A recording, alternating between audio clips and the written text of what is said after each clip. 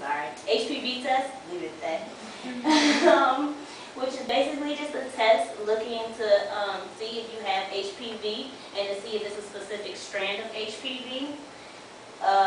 That's a DNA test, so they'll be able to tell you if you have cervical cancer or not. Colposcopy, test, which is a lighted magnified instrument used to check the vagina and the cervix for abnormal areas. Tissues may be taken. In this test, a biopsy, which is for abnormal cells, which they can be found. Some are cone-shaped, and if you have cone-shaped, they take this out in a hospital. That's a procedure that has to be done in the hospital. A pelvic exam is a further extent of a pap smear where a gynecologist or a nurse takes 2 fingers and has on gloves, and what the physician may do is he presses down on your lower abdomen to make sure everything is okay with your cervix. It's a part of the usual pap smear test if you've ever had one. So it's nothing that's out of line. It's nothing over-sexualized or anything. He's just trying to make sure, or she, whoever your physician is, trying to make sure that everything's okay in your rectum and your ovaries and everything else. And endocervical curage, which is is a procedure that collects cells or tissues from the cervical canal. Ways cancer can spread is through tissue, the lymph system, and blood. Tissue, usually when it runs through your tissue, it attacks normal tissue.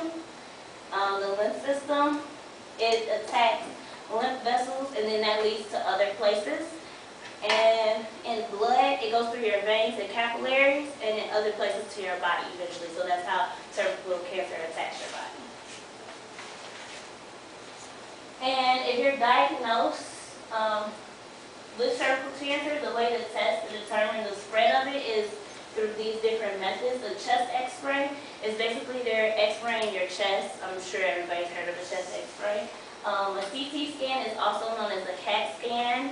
In this, they have dyes that they place in your body to give you better pictures to see if they can see where the cervical cancer spread. A lymph anagram,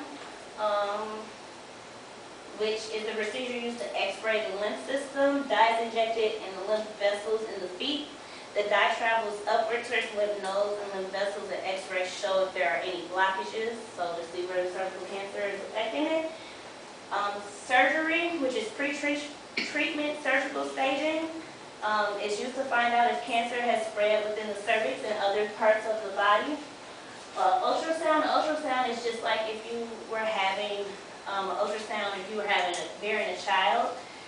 I'm sorry. It's a high energy sound wave, and they're bounce off internal tissues and organs to give you pictures to see if you have cervical cancer. MRI, which I'm sure a lot of people have heard of as well if you've ever been to the hospital, which is a magnetic resonance imaging, which uses magnets, a magnetic radio wave, and a computer to make a series of pictures in the body. And then a fine needle aspiration FNA biopsy, which is thin needles that they place in your body, and they take out blood to see if they can track where the cervical cancer is. And so there's different stages of cervical cancer. I know a question in your packet on like the first page, it asks you what is how many stages? Yeah, what is the process called when you find out you have cervical cancer? It's called staging. And so these stages are from least to worst. And stage 0 is where abnormal cells are found in the innermost lining of the cervix. Stage 1, it's just stage 1, and then it's divided down into subgroups. So stage 1, cancer has formed and is found only in the cervix. There's 2 different stages. It's stage 1A, and that one has a subdivision 2. That's a very small amount. And so in stage 1A2, the cancer is no more than 3 millimeters, but no more than 5 millimeters deep. In stage 1B, The cancer can only be seen with a microscope, but stage 1B2, it can be seen without a microscope, and it is larger, it is larger than 4 centimeters. In stage 2, the cancer has spread beyond the cervix, but not quite to the pelvic wall. And the tissues that line the part of the body between the hips, it has not reached that point yet. So stage 2A, cancer has spread beyond the cervix and to the upper 2/3 of the vagina. So it's even more drastic. And in stage 2B, the cancer has spread beyond the cervix to the upper 2/3 of the vagina and tissues around the walls. In stage 3, the cancer has spread to the lower third of the vagina, may have spread to the pelvic walls and caused the kidneys to stop working. Excuse me. In stage 3A, the spread of the cancer is to the lower third of the vagina, but not the pelvic wall. The stage 3B, it spread to the pelvic wall, and the tumor is large enough to block the ureters, which is the tubes that connect the kidney and the bladder. And this can cause the kidney to enlarge and stop working. In stage 4, the cancer has spread to the bladder, rectum, and other parts of the body. In stage 4A, cancer has spread to the bladder or rectal wall and may have spread to the lymph nodes and the pelvis. In stage 4B, cancer has spread beyond the pelvis and pelvic lymph nodes to other places in the body, such as the abdomen, liver, intestinal tract, or lungs. And so if you are in any of the stages of the cervical cancer, you have 3 different options of methods to treat it, which is surgery, radiation therapy, and chemotherapy. And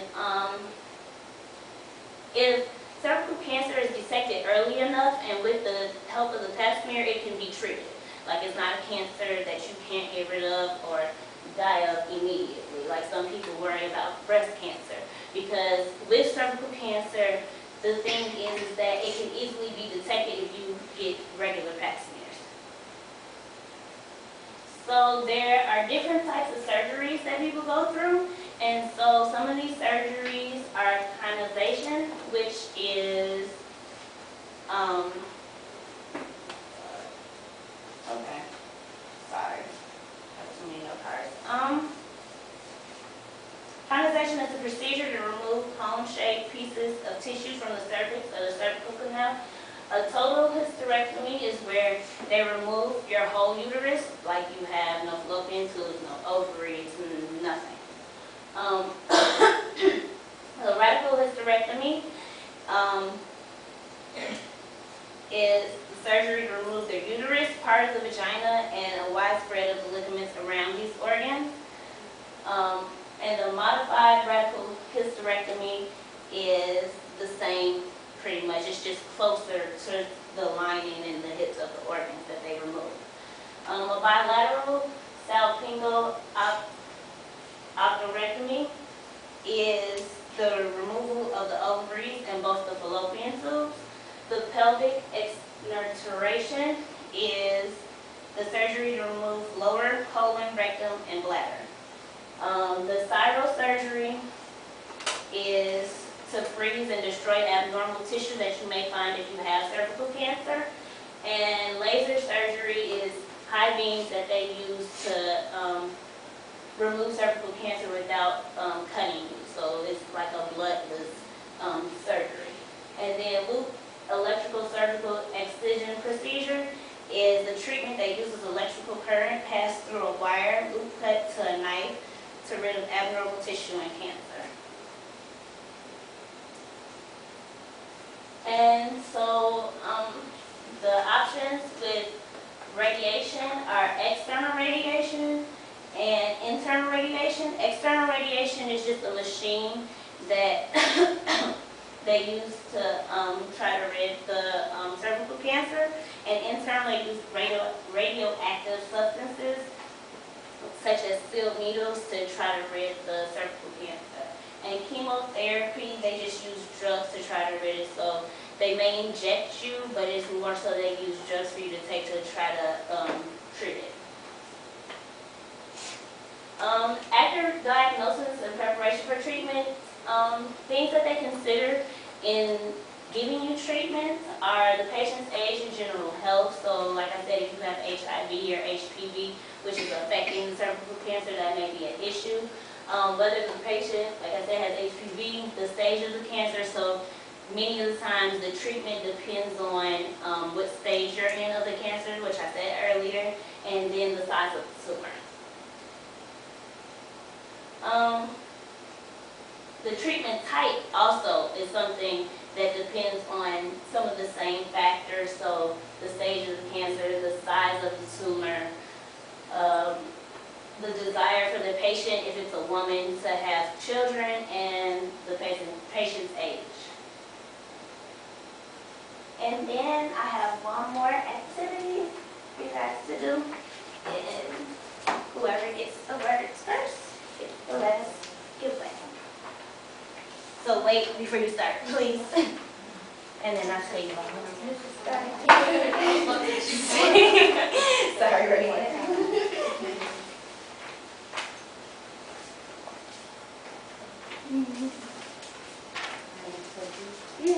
No.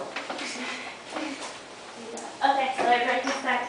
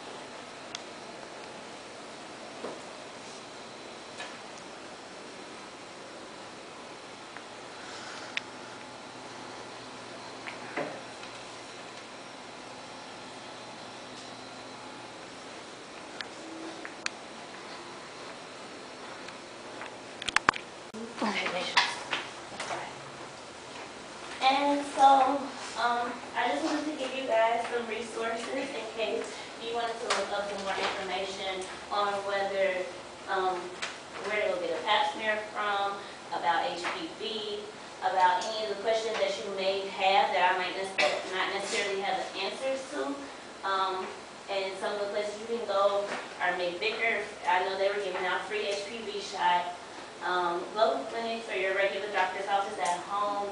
You can go to the National Cancer Institute, or you can call them, their website, or call them, and the Center for Disease Control. And here's the form with everything on there. And if there's any questions, I'll take questions, and if not, there's cookies, there's donuts, there's water, whatever you want.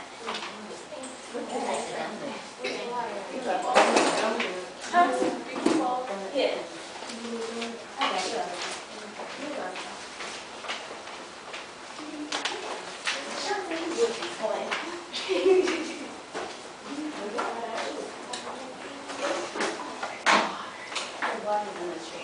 Okay. For people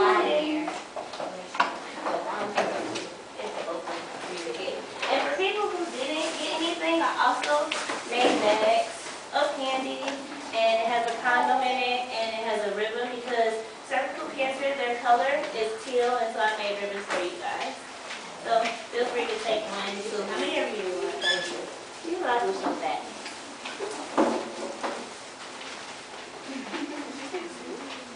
You can take how many of you want. I'm just trying to get rid of it. I have extras.